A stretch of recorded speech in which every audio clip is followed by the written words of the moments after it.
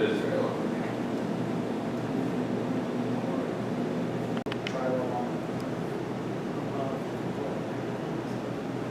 Oh. There's a trace most of the it's cheap. Nice. What was that? We put a cover on the bathroom apple.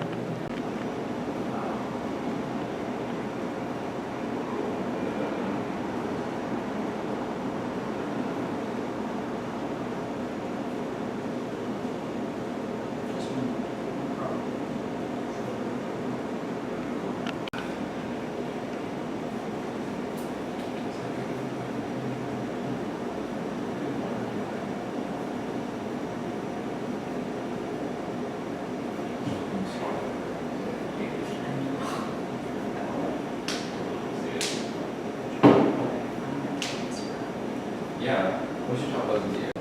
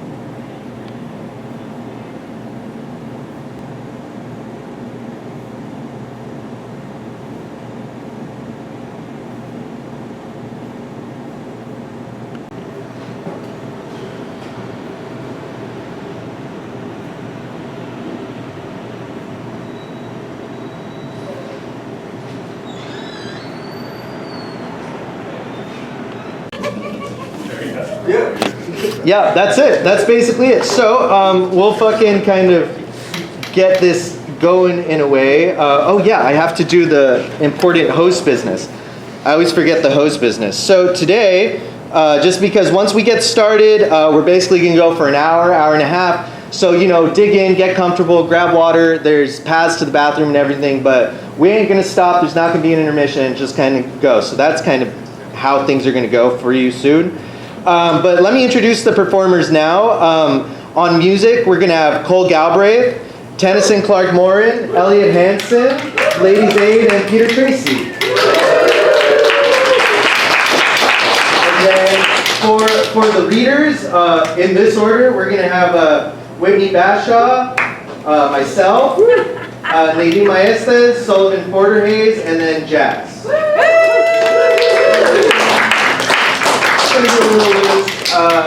We didn't rehearse because why? Why would I assemble this many people and be like, we should know what we're doing? So we'll start off kind of in this way. Call me Ishmael. Some years ago, never mind how long precisely, having little or no money in my purse and nothing particular to interest me on shore, I thought I would sail about a little and see the watery part of the world. So we do Poetry Presents Herman Melville's Moby Dick, everybody. The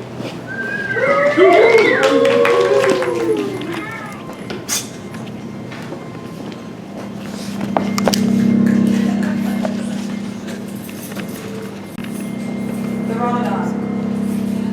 As Queequeg's Ramadan, or fasting and humiliation, was to continue all day, I did not choose to disturb him till towards nightfall, for I cherish the greatest respect toward everybody's religious obligations, never mind how comical, and could not find it in my heart to undervalue even a congregation of ants worshiping a toadstool, where those other creatures in quite unprecedented in other planets, bow down before the torso of a disease-landed proprietor merely on account of the inordinate possessions yet owned and rented in his name. I say, we good Presbyterian Christians should be charitable of these things, and not fancy ourselves so vastly superior to other mortals, pagans and whatnot, because of their half-crazy conceits on these subjects. There was Queequeg now, certainly entertaining the most absurd notions about Yojo and his Ramadan, but what of that? Queequeg thought he knew what he was about, I suppose. He seemed to be content, and there let him rest. All our arguing with him would not avail. Let him be, I say, and heaven have mercy on us all, Presbyterians and pagans alike, for we are all somehow dreadfully cracked about the head, and sadly need mending. Towards evening, when I felt assured that all his performances and rituals must be over, I went up to his room and knocked at the door, but no answer. I tried to open it, but it was fastened inside. Queequeg, I said softly through the keyhole, all silent. I say, Queequeg, why don't you speak? It's I, Ishmael. But all remained still as before. I begun to grow alarmed. I had allowed him such abundant time. I thought he might have had an apoplectic fit. I looked through the keyhole. With the door opening into an odd corner of the room, the keyhole prospect was but a crooked and sinister one. I could only see part of the footboard of the bed and a line of the wall, but nothing more. I was surprised to behold resting against the wall the wooden shaft of Queequeg's harpoon, which the landlady the evening previous had taken from him before our mounting to the chamber. That's strange, thought I, but at any rate, since the harpoon stands yonder, and he seldom or never goes abroad without it, therefore he must be inside here, and no possible mistake. Queequeg! Queequeg! All still. Something must have happened. Apoplexy. I tried to burst open the door, but it stubbornly resisted. Running downstairs, I quickly stated my suspicion to the first person I met, the chambermaid. La, la, she cried. I thought something must be the matter. I went to make the bed after breakfast, and the door was locked, and not a mouse to be heard, and it's been just so silent ever since. But I thought, maybe, you had both gone off and locked your baggage in for safekeeping. La, la, ma'am, mistress, murder! Mrs. Hussey, apoplexy! And with these cries, she ran toward the kitchen, I following. Mrs. Hussey soon appeared, with a mustard pot in one hand and a vinegar cruet in the other, having just broken away from the occupation of attending to the castors and scolding her little black boy meantime. Woodhouse, I cried, which way to it? Run for God's sake and fetch something to pry open the door. The axe, the axe! He had a stroke, depend upon it. And so saying, I was unmethodically rushing upstairs, again empty-handed, when Mrs. Hussey interposed the mustard pot and vinegar cruet and the entire castor of her countenance. What's the matter with you, young man? Get the axe, for God's sake! Run to the doctor, someone, while I pry it open. Look here, said the landlady, quickly putting down the vinegar cruet so as to have one hand free. Look here, are you talking about prying open any of my doors? And with that she seized my arm. What's the matter with you? What's the matter with you, shipmate? In as calm but rapid a manner as possible, I gave her to understand the whole case. Unconsciously clapping the vinegar cruet to one side of her nose, she ruminated for an instant, then exclaimed, No! I haven't seen it since I put it there. Running to the little closet under the landing of the stairs, she glanced in, and returning, told me that Queequeg's harpoon was missing. He's killed himself, she cried. It's unfortunate Stig's done over again. There goes another counterpane. God pity his poor mother. It will be the ruin of my house. Has the poor lad a sister? Where's that girl? There, Betty, go to Snarls the painter, and tell him to paint me a sign with no suicides permitted here, and no smoking in the parlor. Might as well kill both birds with one. Kill? The Lord be merciful to his ghost. What's that noise there? You, young man, avast there. And running up after me, she caught me as I again trying to force open the door. I won't allow it. I won't have my premises spoiled. Go for the locksmith. There's one about a mile from here. But avast! Putting her hand in her side pocket. Here's a key that'll fit, I guess. Let's see. And with that, she turned it in the lock. But alas, Queequeg's supplemental bolt remained unwithdrawn within. Have to burst it open, said I, and was running down the entry a little for a good start, when the landlady caught at me, again vowing I should not break down her premises. But I tore from her, and with a sudden bodily rush, dashed myself full against the mark. With a prodigious noise, the door flew open, and the knob, slamming against the wall, sent the plaster to the ceiling. And there, good heavens, there sat Queequeg, altogether cool and self-collected, right in the middle of the room, squatting on his hams, and holding Yojo on top of his head. He looked neither one way nor the other way, but sat like a carved image with scarce a sign of active life. "Queequeg," said I, going up to him. "Queequeg, what's the matter with you?" "He ain't been sitting so all day, has he?" said the landlady. But all we said, not a word could we drag out of him. I almost felt like pushing him over so as to change his position, for it was almost intolerable. It seemed so painfully and unnaturally constrained, especially as in all probability he had been sitting so for upwards of 8 to 10 hours, going too without his regular meals. "Mrs. Hussey," I said, "he's alive at all events, so leave us, if you please, and I will see to this strange affair myself." Closing the door upon the landlady, I endeavored to prevail upon Queequeg to take a chair, but in vain. There he sat, and all he could do, for all my polite arts and blandishments, he would not move a peg, nor say a single word, nor even look at me, nor notice my presence in any the slightest way. I wonder, thought I, if this can possibly be a part of his Ramadan. Do they fast on their hams that way in their native island? It must be so, yes, it's part of his creed, I suppose. Well then, let him rest. He'll get up sooner or later, no doubt. It can't last forever, thank God, and his Ramadan only comes once a year, and I don't believe it's very punctual then. I went down to supper, after sitting a long time listening to the long stories of some sailors who had just come from a plum-pudding voyage, as they called it, that is, a short whaling voyage in a schooner or brig, confined to the north of the line in the Atlantic Ocean only. After listening to these plum-puddingers till nearly 11 o'clock, I went up the stairs to go to bed, feeling quite sure by this time Queequeg must certainly have brought his Ramadan to a termination. But no, there he was, just where I had left him. He had not stirred an inch.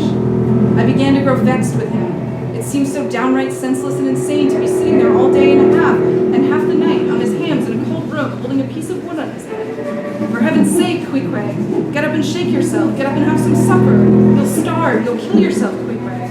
But not a word did he reply. Despairing of him, therefore, I determined to go to bed and to sleep, and no doubt before a great while he would follow me. But previous to turning in, I took my heavy bearskin jacket and threw it over him, as it promised to be a very cold night, and he had nothing but his ordinary round jacket on. For some time, do all I would, I could not get into the faintest doze. I had blown out the candle, and the mere thought of Queequeg, not 4 feet off, sitting there in that uneasy position, stark alone in the cold and dark, this made me really wretched. Think of it, sleeping all night in the same room with a wide-awake pagan on his hams in his dreary, unaccountable Ramadan? But somehow I dropped off at last, and knew nothing more till break of day, when, looking over the bedside, there squatted Queequeg, as if he had been screwed down to the floor. But as soon as the first glimpse of sun entered the window, up he got, with stiff and grating joints, but with a cheerful look, limped towards me where I lay, pressed his forehead against mine, and said his Ramadan was over. Now, as I before hinted, I have no objection to any person's religion, be what it may, so long as that person does not kill or insult any other person, because that other person don't believe it also. But when a man's religion becomes really frantic, when it is a positive torment to him, and in fine, makes this earth of ours an uncomfortable inn to lodge in, then I think it high time to take that individual aside and argue the point with him. And just so I now did with Queequeg. "Queequeg," said I, "get into bed now, and lie and listen to me." I then went on, beginning with the rise and progress of the primitive religions, and coming down to the various religions of the present time, during which time I labored to show Queequeg that all these Lents, Ramadans, and prolonged ham-squattings in cold, cheerless rooms were stark nonsense, bad for the health, useless for the soul, opposed, in short, to the obvious law of hygiene and common sense. I told him, too, that he, being in other things such an extremely sensible and sagacious savage, it pained me, very badly pained me, to see him now so deplorably foolish about this ridiculous Ramadan phase. Besides, argued I, fasting makes the body cave in, hence the spirit caves in, and all thoughts born of fast must necessarily be half-starved. This is the reason why most dyspeptic religionists cherish such melancholy notions about their hereafters. In one word, Queequeg, said I, rather digressively, hell is an idea first born on an undigested apple dumpling, and since then perpetuated through the hereditary dyspepsias nurtured by Ramadans.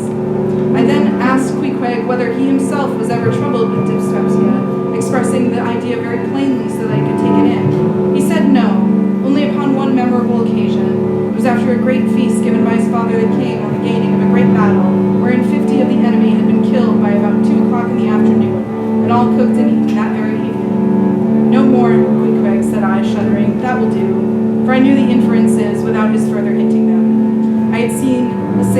visited that very island, and he told me that it had been the custom, when a great battle had been gained there, to barbecue all the slain in the yard or garden of the victor, and then one by one they were placed in great wooden trenches, and garnished round like a plough, with breadfruit and coconuts, and with some parsley in their mouths, were sent round at the victor's compliments to all his friends, just as though these presents were so many Christmas turkeys.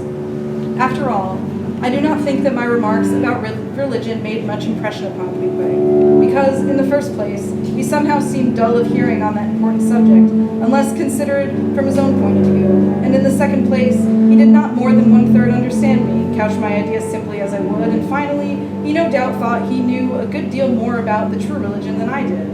He looked at me with a sort of condescending concern and compassion, as though he thought it a great pity that such a sensible young man should be so hopelessly lost to evangelical pagan piety.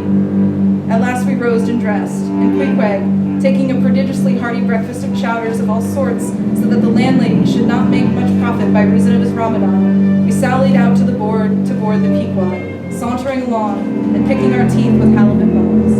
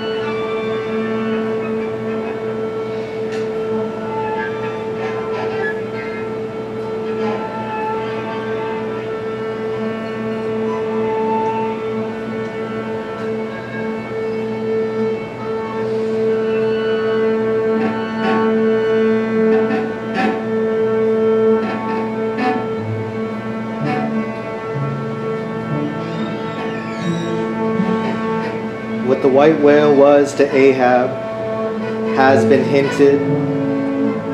What at times he was to me as yet remains unsaid. Aside from those more obvious considerations touching Moby Dick, which could not but occasionally awaken in any man's soul some alarm, there was another thought, or rather vague, nameless horror concerning him, which at times by its intensity completely overpowered all the rest, and yet so mystical and well nigh ineffable was it, that I almost despair of putting it in a comprehensible form. It was the whiteness of the whale that above all things appalled me. But how can I hope to explain myself here, and yet in some dim, random way explain myself I must, else all these chapters might be naught. Though in many natural objects, whiteness refiningly enhances beauty, as if imparting some special virtue of its own, as in marbles, japonicas, and pearls, and though various nations have in some way recognized a certain royal preeminence in this hue, even the barbaric grand old kings of Pegu placing the title Lord of the White Elephants above all their other magniloquent ascriptions of dominion, and the modern kings of Siam unfurling the same snow-white quadruped in the royal standards, and the Hanoverian flag bearing the one figure of a snow-white charger, and the great Austrian Empire, Caesarian heir to overlording Rome, having for the imperial color the same imperial hue. And though this preeminence in it applies to the human race itself, giving the white man ideal mastership over every dusky tribe, and though besides all this whiteness has been even made significant of gladness, for among the Romans a white stone marked a joyful day, and though in other mortal sympathies and symbolizings this same hue is made the emblem of many touching noble things, the innocence of brides, the benignity of age. Though among the red man of America, the giving of the white belt of wampum was the deepest pledge of honor. Though in many climes, whiteness typifies the majesty of justice in the ermine of the judge, and contributes to the daily state of kings and queens drawn by milk-white steeds. Though even in the higher mysteries of the most august religions, it has been made the symbol of the divine spotlessness and power by the Persian fire worshippers, the white forked blade being held the holiest on the altar, and in the Greek mythologies, great Jove himself being made incarnate in a snow-white bull. And though to the noble Iroquois the midwinter sacrifice of the sacred white dog was by far the holiest festival of their theology, that spotless, faithful creature being held the purest envoy that could send to the Great Spirit with the annual tidings of their own fidelity. And though directly from the Latin word for white, all Christian priests derive the name of one part of their sacred vesture, the alb or tunic, worn beneath the cassock.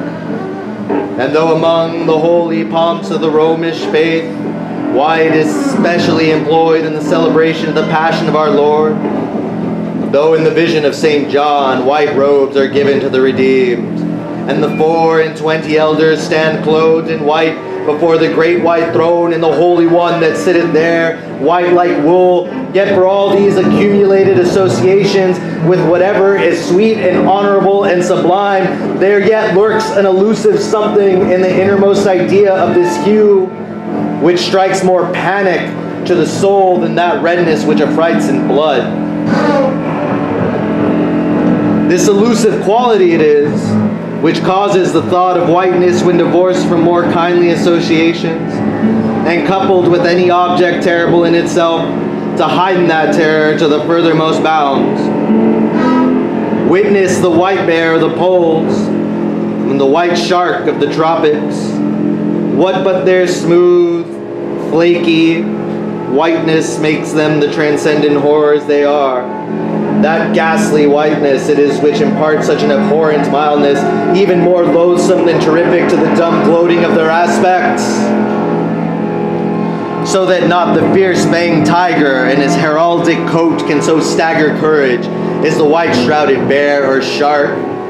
And with reference to the polar bear, it may possibly be urged by him who in faith goes still deeper into this matter, that it is not the whiteness separately regarded which heightens the intolerable hideousness of that brute, for analyze that heightened hideousness, it might be said, only arises from the circumstance that the irresponsible ferociousness of the creature stands invested in the fleece of celestial innocence and love, and hence by bringing together two such opposite emotions in our minds, the polar bear frightens us with so unnatural a contrast. But even assuming all this to be true, yet, were it not for the whiteness, you would not have that intensified terror. As for the white shark, the white gliding ghostliness of repose in that creature, when beheld in the ordinary mood, strangely tallies with the same quality in the polar quadruped. This peculiarity is most vividly hit by the French in the name they bestow upon that fish. The Romish Mass for the dead begins with requiem aeternam, whence requiem denoting the Mass itself and any other funeral music. Now an allusion to the white silent stillness of death in this shark and the mild deadliness of his habitats. The French call him requiem. Bethink these of the albatross. Whence come those clouds of spiritual wonderment and pale dread, in which that white phantom sails in all imaginations? Not Coleridge first threw that spell, but God's great unflattering laureate nature. I remember the first albatross I ever saw. It was during a prolonged gale in waters hard upon the Antarctic seas. From my forenoon watch below, I ascended to the overclouded deck, and there, dashed upon the main hatches, I saw a regal feathery thing of unspotted whiteness, and with a hooked Roman bill sublime. At intervals it arched forth its vast archangel wings, as if to embrace some holy ark. Wondrous flutterings and throbbing shook it, though bodily unharmed it uttered cries, as some king's ghost in supernatural distress. Through its inexpressible strange eyes, methought I peeped to secrets which took hold of God. As Abraham before the angels, I bowed myself. The white thing was so white, its wings so wide, and in those forever exiled waters I had lost the miserable warping memories of traditions and of towns. Long I gazed at the prodigy of plumage. I cannot tell, can only hint the things that darted through me then. But at last I woke, and turning, asked a sailor, what bird was this? A goney, he replied. Goney! I never had heard the name before. Is it conceivable that this glorious thing is utterly unknown to men's ashore? Never. But some time after I learned that goney was some seaman's name for albatross, so that by no possibility could Coleridge's wild rhyme have had aught to do with this mystical impressions which were mine when I saw that bird upon our deck, for neither had I then read the rhyme, nor knew the bird to be an albatross. Yet in saying this I do but indirectly burnish a little brighter the noble merit of the poem and the poet. Most famous in our Western annals and Indian traditions is that of the white steed of the prairies, a magnificent milk-white charger, large-eyed, small-headed, glove-chested, and with the dignity of 1,000 monarchs in his lofty, overscorning carriage. He was the elected Xerxes of vast herds of wild horses, whose pastures in those days were only fenced by the Rocky Mountains and the Alleghanies at their flaming head. He westward trooped it like that chosen star which every evening leads on the hosts of light, the flashing cascade of his mane, the curving comet of his tail, invested him with housings more resplendent than gold and silver beaters could have furnished him. The most imperial and archangelical apparition of that unfallen western world, which to the eyes of the old trappers and hunters revived the glories of those primeval times when Adam walked majestic as a god, bluff bowed and fearless as this mighty steed, whether marching amid his aides and marshals in the van of countless cohorts that endlessly streamed it over the plains like an Ohio, or whether with his circumambient subjects browsing all round horizon, the white steed gallopingly reviewed them with warm nostrils reddening through his cool milkiness. In whatever aspect he presented himself, always to the bravest Indians, he was the object of trembling reverence and awe. Nor can it be questioned from what stands on legendary record of this noble horse that it was his spiritual whiteness chiefly which so clothed him with divineness, and that this divineness had that in it which, though commanding worship, at the same time enforced a certain nameless terror. But there are other instances where this whiteness loses all that accessory and strange glory which invests in the white steed and albatross. What is it in the albino man so peculiarly offends and often shocks the eye, as that sometimes he is loathed by his own kith and kin? It is that whiteness which invests him, a thing overexpressed by the name he bears. The albino is as well made as other men, has no substantive deformity, and yet this mere aspect of all-pervading whiteness makes him more strangely hideous than the ugliest abortion. Why should this be so?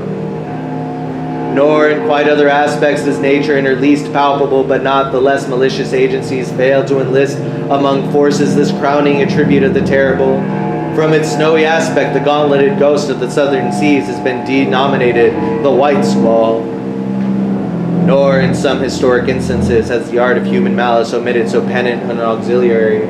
How wildly it heightens the effect of that passage in Froissart, when masked in the snowy symbol of their faction, the desperate white hoods of Ghent murdered their bailiff in the marketplace. Nor in some things does the common hereditary experience of all mankind fail to bear witness to the supernaturalism of this hue.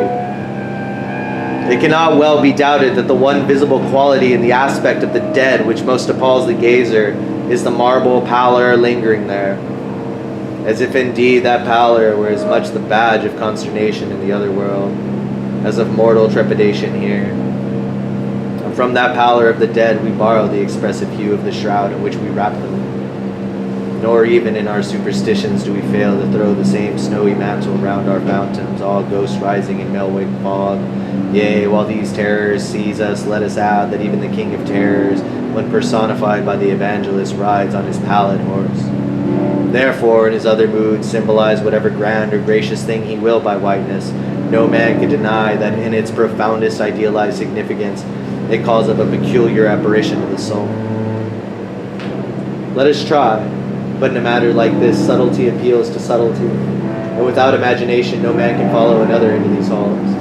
And though doubtless some at least of the imaginative impressions about to be presented may have been shared by most men, yet few perhaps were entirely conscious of them at the time, and therefore may not be able to recall them now. Why to the man of untutored ideality, who happens to be but loosely acquainted with the peculiar character of the day, does the bare mention of the Whitsuntide marshal in the fancy such long, dreary, speechless processions of slow-pacing pilgrims, downcast and hooded with new-fallen snow? Or to the unread, unsophisticated Protestant of the middle American states, why does the passing mention of a white friar or a white nun evoke such an eyeless stance in the soul? Or what is there apart from the traditions of dungeon warriors and kings, which will not wholly account for it, that makes the White Tower of London tell so much more strongly on the imagination of an untraveled American than those other storied structures, its neighbors, the Byward Tower, or even the Bloody? And those sublime towers, the white mountains of New Hampshire, whence in peculiar moods comes the gigantic ghostliness over the soul at the bare mention of that name, while the thought of Virginia's Blue Ridge is full of a soft, dewy, distant dreaminess? Or why, irrespective of all latitudes and longitudes, does the name of the White Sea exert such a spectralness over the fancy, while that of the Yellow Sea lulls us with mortal thoughts of long, lacquered, mild afternoons on the waves, followed by the gaudiest and yet sleepiest of sunsets? Or to choose a wholly insubstantial instance purely addressed to the fancy, why in the readings the old fairy tales of Central Europe does the tall pale man of the heart's forest, whose changeless pallor unrustlingly glides through the green of the groves, why is this phantom more terrible than all the whooping imps of the Blocksberg? Tell me why this strong young fold in some peaceful valley far removed from all the beasts of prey, why is it that upon the sunniest day, if you but shake a fresh robe behind him so that he cannot even see it, but only smells its wild musk, why will he start, snort, and with bursting eyes paw the ground in frenzies of affright? No, but here thou beholdst even in a dumb brute the instinct, though thousand smells are as present, which the instant they may be trampling into dust. Thus then the muffled rollings of a milky sea, the bleak rustlings of the festooned frosts and mountains, the desolate shiftings of the wind-grown snows of prairies, all these to Ishmael are as the shaking of that buffalo robe to the frightened pope. Thou neither knows where lie the nameless thing of which the mystic sign gives forth such hints. Yet with me, as with the cult, somewhere those things must exist. Though in many of its aspects this visible world seems formed in love, the invisible spheres were formed in fright.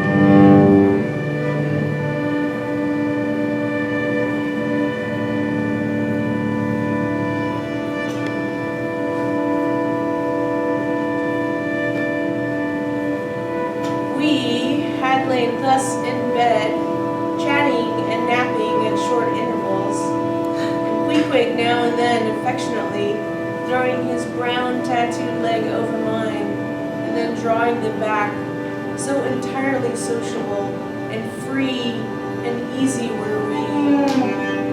When at last, by reason of our confabulations, what little nappishness remained in us altogether departed, and we felt like getting up again, though daybreak was yet some way down the future. Yes, we became very wakeful, so much so that our recumbent positions began to grow wearisome, and by little and little we found ourselves sitting up, the clothes well tucked around us, leaning against the headboard with our favorite knees drawn up close together and our two noses bending over them as if our knee pans were warming pans. We felt very nice and snug, the more so since it was so chilly out of doors. Indeed, out of bedclothes too, seeing that there was no fire in the room. The more so, I say, because truly to enjoy bodily warmth, some small part of you must be cold. For there is no equality in this world that is not what it is merely by contrast. Nothing exists in itself. If you flatter yourself that you are all over comfortable, and have been so a long time, then you cannot be said to be comfortable anymore.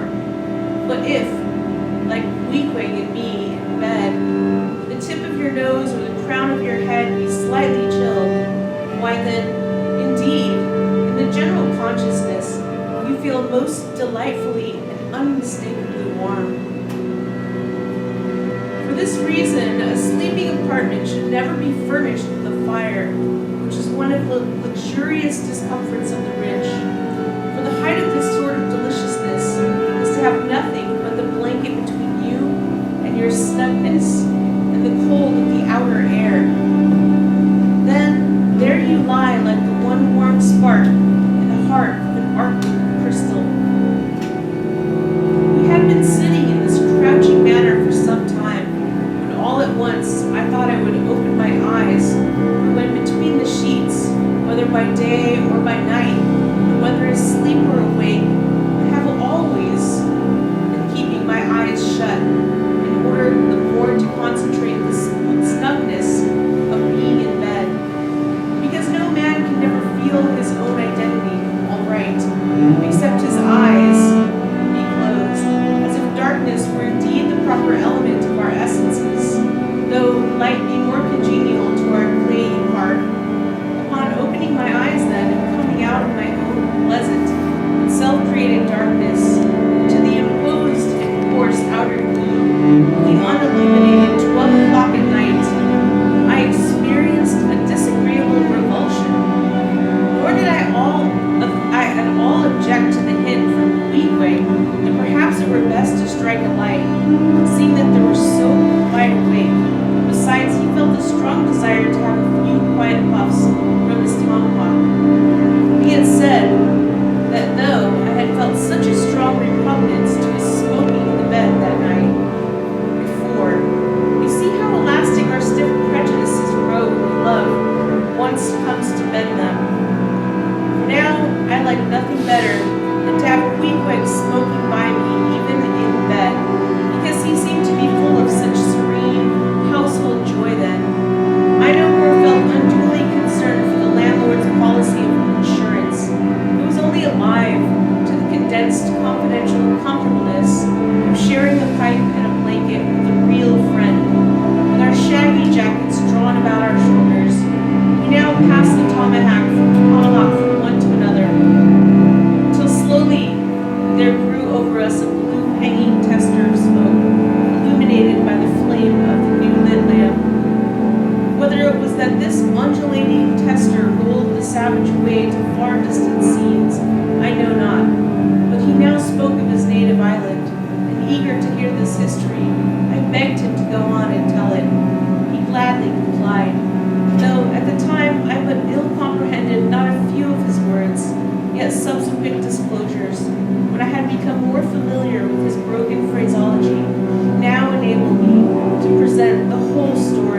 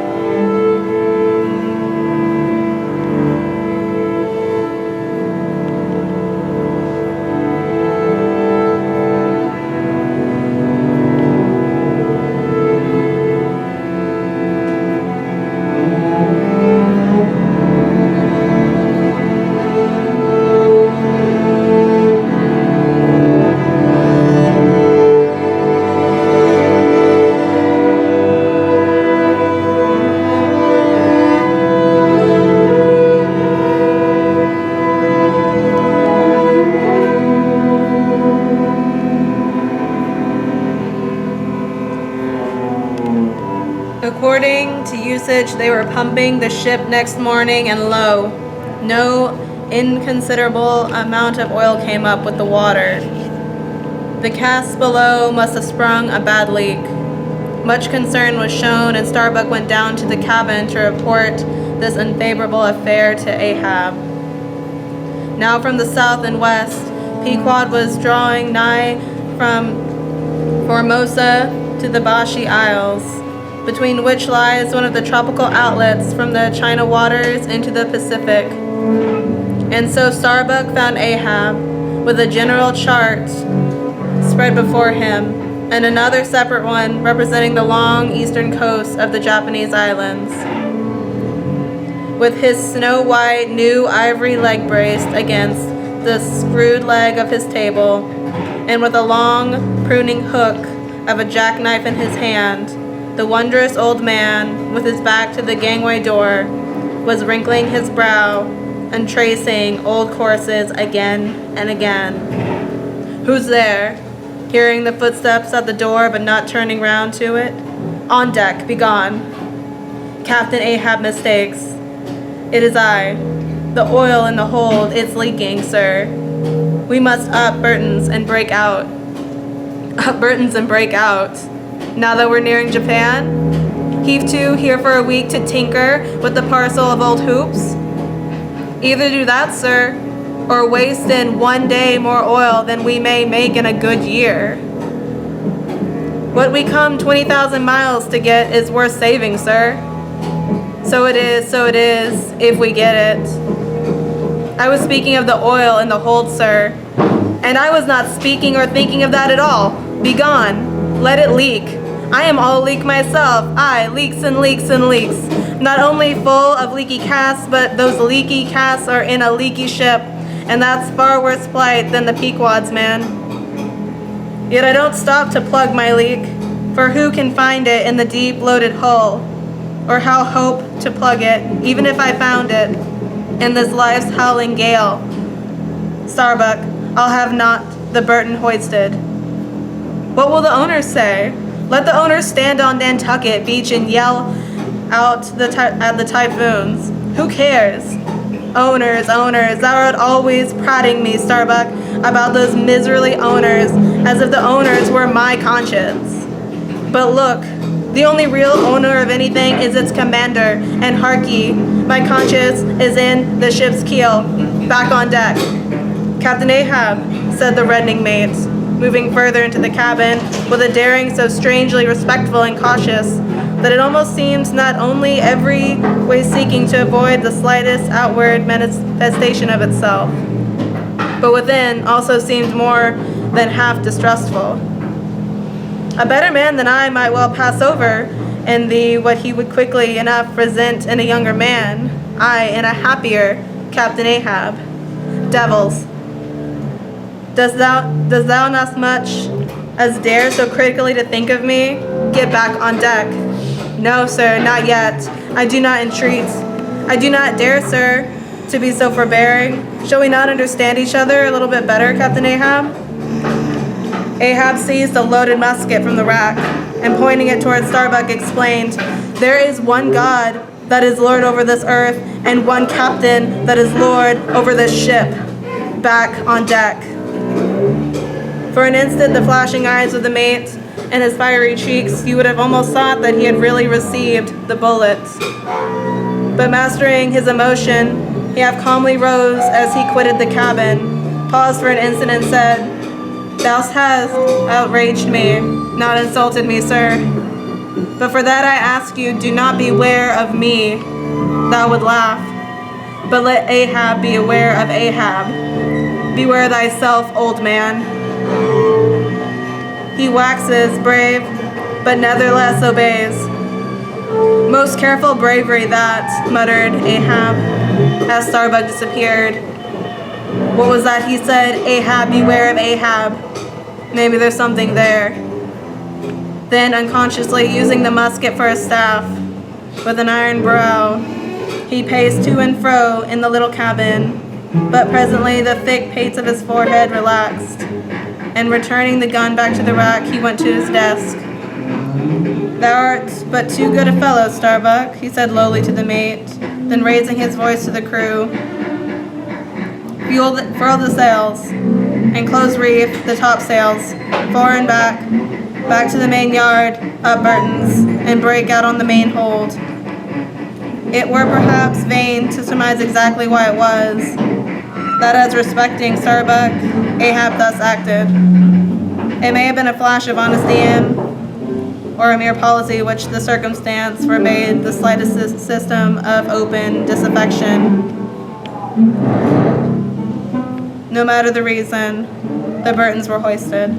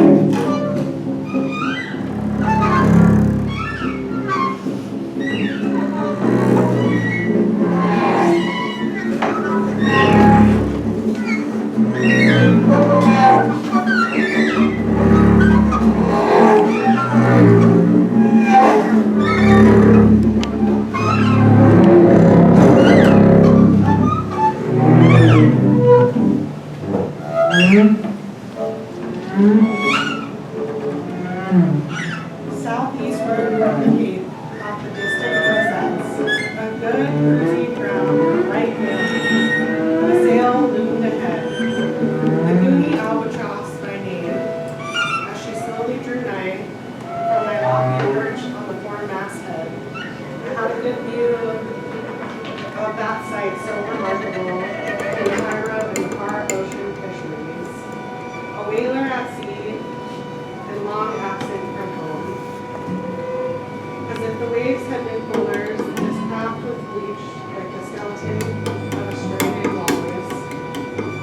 All down her sides, this spectral appearance was traced with long channels of red and rust, while all her spars and rigging were like the thick branches of the trees furred over with hoar-frost. Only her lower sails were set. The wild sight was to see her long-bearded lookouts at those three mastheads. They seemed clad in the skin of beasts, so torn and depatched, the raiment that had survived nearly 4 years of cruising. Standing in iron boots nailed to the mast, they swayed and swung over a fathomless sea. And though when the ship slowly glided close under our stern, we 6 men in the air came so nigh to each other that we might almost have leaped from the mastheads of one ship to those of the other.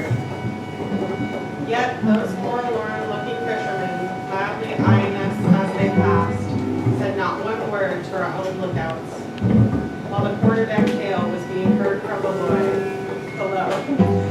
Ship ahoy! Have ye seen the white whale?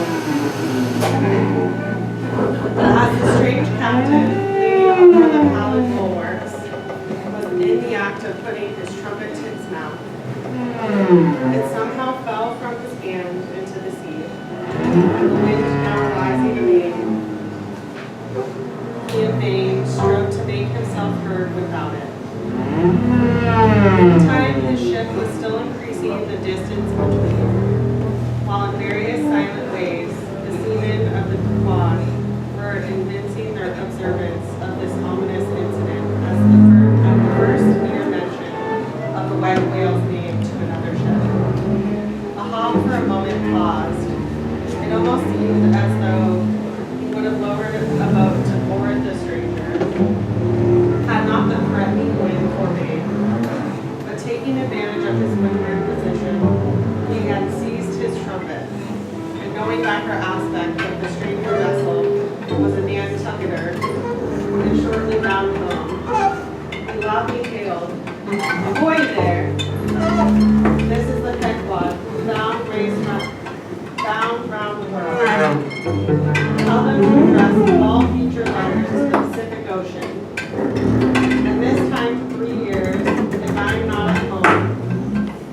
tell them to bless them too. At that moment, the two wakes were fairly crossed, and instantly then, in accordance with their singular ways, the shoal, a small harmless fish, that for some days before had been placidly swimming by our side, darted away with what seemed shuddering fins, and ranged themselves fore and aft with the stranger's flames. Though in the course of its continual voyages, a hawk must have before noticed a similar sight. Yet, to any monomaniac man, the various trifles appreciably carry meanings. Swim away from me, please, murmured a hawk, gazing over into the water. There seemed but little in the words, but the tone conveyed more of deep, hopeless sadness than the insane old man had ever been advanced. But the turning mysteriously, thus far as the old bishop in the wind to the ocean had been, he cried out in his old lion voice, "Up home, keep her off round the world." Round the world, there is much in that sound to inspire proud feelings, but whereto does all that circumnavigation conduct? Only through numberless perils to the very point whence we started, where those that we left behind secure were all the time before us. For this world of endless plain, by sailing eastward, we could forever reach new distances and discover sights more sweet and strange than any cyclops or islands of King Sullivan, than there were promised in the voyage. But in pursuit of those far mysteries we dream of, or in tormented chase of that demon phantom that some time or another swims before all human hearts, while chasing such over this round globe, they either lead us on a varying basis, or midway leave us whelmed.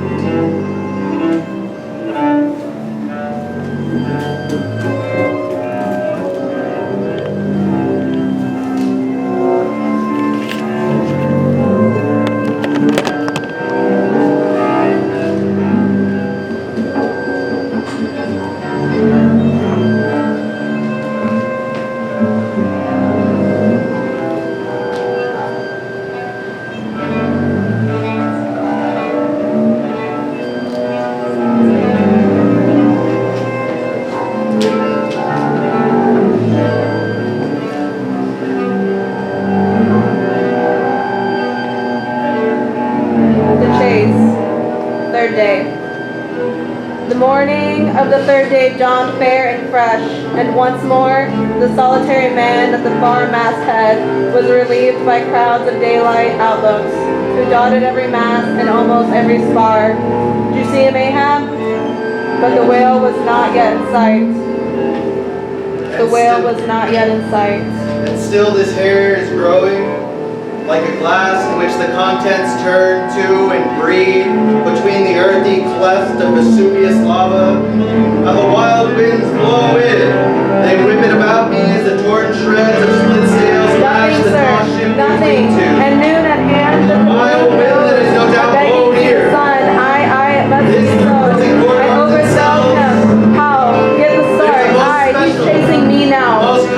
Not I him. Most malicious difference. Not I him. I might have known it too. Steadfast, The however, the harpoon, base he's returns going. of the I have run him by last night. About come down. What do you see But the along regular there? looks out, man. Nothing, Great. sir. Nothing. And noon in hand. The doubloons, forehead to forehead, I meet thee. This third time, Moby Dick, on deck there. Break short her up. Crowd her into the wind's eye. He's too far off to lower yet, Mr. Starbuck. The sails shake. Oh, Ahab, cried Starbuck. No, it's too late. Even now, the third day. See, Moby Dick seeks thee not.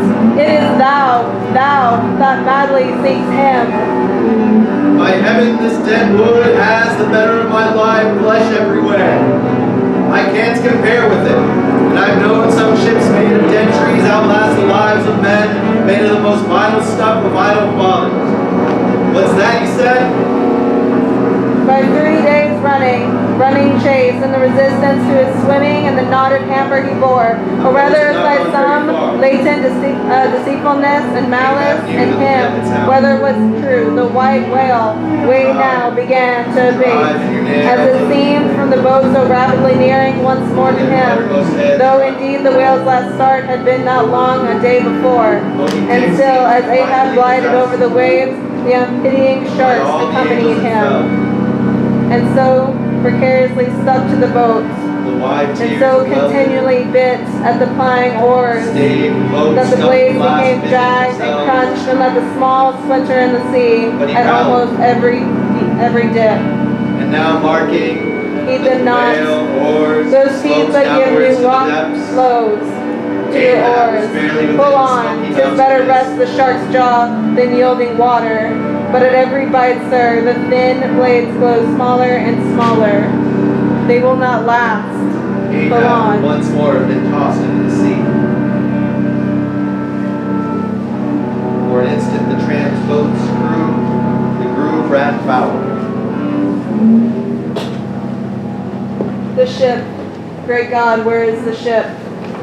Soon, through dim, bewildering medium, saw her, sidelong, fading phantom, as the gaseous Fata Morgana, only the uppermost mast out of the water, while fixed by infatuation, or fidelity, or fate, to their once lofty perches. The harpooners still maintained their sinking lookouts on the sea, and now concentric circles seized the lone boat itself, and all its crew, and its floating oar, and every lance pole, and spinning, animate and inanimate, all round and round in one vortex, carried the smallest ship of the Pequod out of sight. Now chanced to intercept its broad, fluttering wing between the hammer and the wood. Beneath it his desk grasp kept his hammer frozen there. And so the bird of heaven with archangelic shrieks, and his imperial beak thrust upwards, and his whole captive form folded in the flag of Ahab, went down with his ship, which like Satan would not sink to hell till she had dragged the living part of heaven along with her and helmeted herself with it. Now small fowls flew screaming over the yet yawning gulf. A sullen white surf beat against its steep sides. Then all collapsed, and the great shroud of the sea rolled on as it rolled 5,000 years ago.